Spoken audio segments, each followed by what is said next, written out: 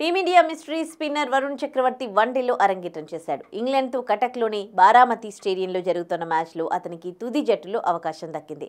అయితే వన్డే అరంగేట్రం చేసిన సెకండ్ ఓల్డెస్ట్ ఇండియన్గా నిలిచాడు.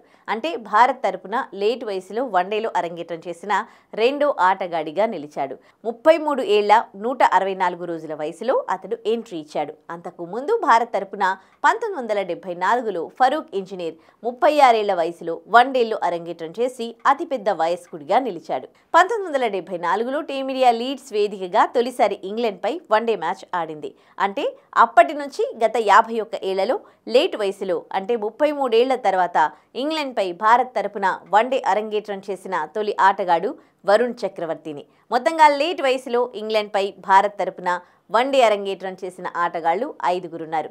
ఫరూక్ ఇంజనీర్, వరుణ్ చక్రవర్తి, అజిత్ వాడేకర్, దిలీప్ దోషి, సయ్యద్ అబిద్ అలీ ఈ జాబితాలో నిలిచారు. ఇక కుల్దీప్ యాదవ్ స్థానంలో స్థానం దక్కించుకున్న వరుణ్కు ఆల్రౌండర్ జడేజా అరంగేట్ర క్యాప్ను వరుణ్కు అందజేశారు. ఇటీవల ఇంగ్లాండ్తో జరిగిన 5 టీ20ల సిరీస్లో వరుణ్ చక్రవర్తి అద్భుతంగా బౌలింగ్ చేశాడు. సిరీస్లో మొత్తం 14 వికెట్లు పడగొట్టి player of the series award గెలుచుకున్నాడు. ఈ కారణంగానే ప్రతిష్టాత్మక ఛాంపియన్స్ ట్రోఫీలో వరుణ్ చక్రవర్తిని ఆడించే దిశగా కసరత్తులు చేస్తూ ఈ రెండో వన్డేలో అవకాశం ఇచ్చినట్లు తెలుస్తోంది.